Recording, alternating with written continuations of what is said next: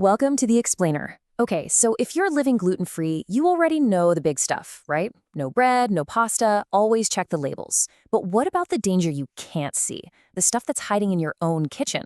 Well, today we are diving deep into that invisible threat, gluten cross-contact, and we're going to give you a real, practical plan to protect your health. So here's our game plan for today. First, we're going to define what this invisible threat actually is. Then, we'll build a safety plan for your kitchen and call out the biggest culprits. After that, we'll take what we've learned out into the real world.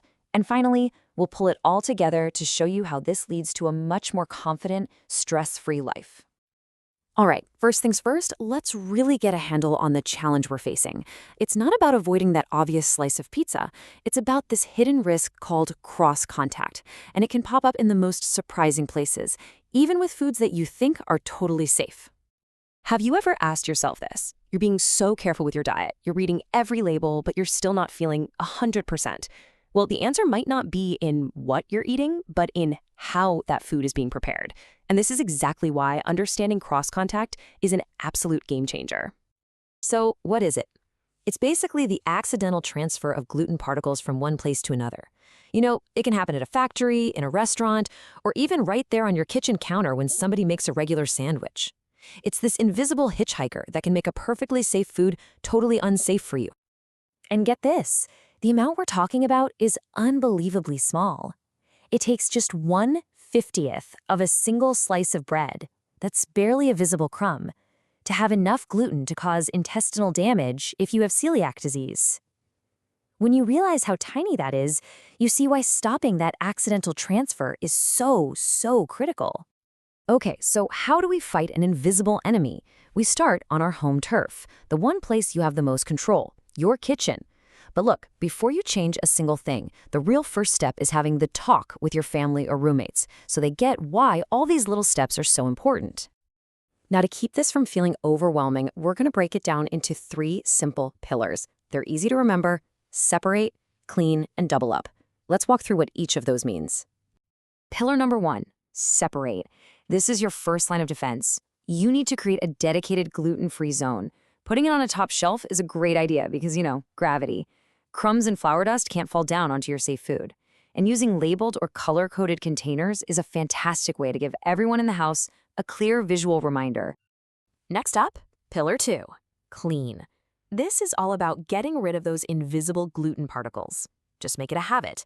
Before you even start prepping your food, wipe down the counter with hot, soapy water. It creates a clean slate.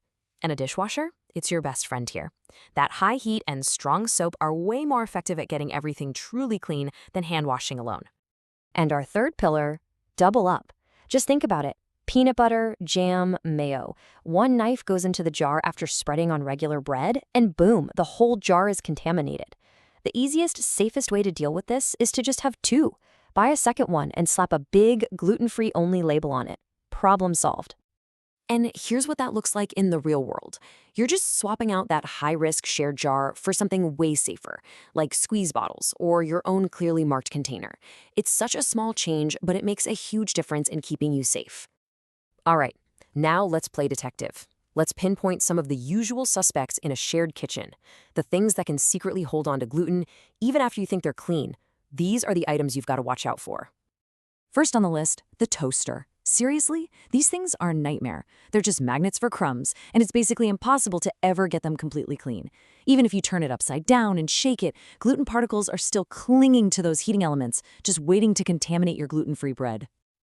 Next up, anything made of wood. Think about wooden spoons, rolling pins, cutting boards. Wood is porous, and over time it gets all these little nicks and scratches. Well, those are the perfect hiding places for gluten particles to get trapped, and you'll never wash them out. Colanders and strainers can be really sneaky too. I mean, think of all those tiny little holes and the mesh screen. They are notorious for trapping little bits of gluten from pasta or flour. They're just incredibly hard to get 100% clean.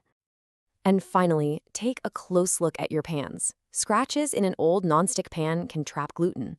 And cast iron? Well, cast iron is tricky.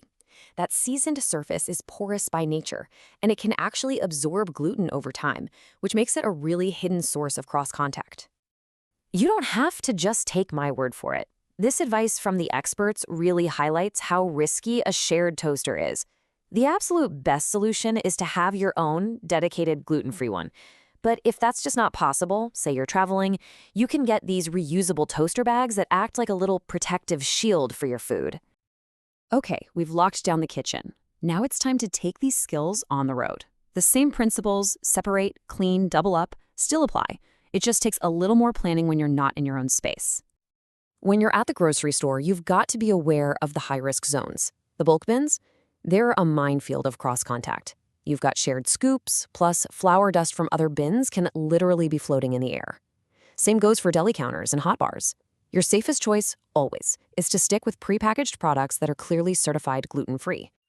Eating out or going to a party requires a little prep work. Call the restaurant ahead of time and ask them about their kitchen procedures. A really important question is about dedicated fryers. That's how you know your French fries aren't being cooked in the same oil as breaded onion rings. At a party with a buffet, try to be the first one to serve yourself before all the spoons get mixed up. And you know what? Always bring a safe dish you love that you can also share.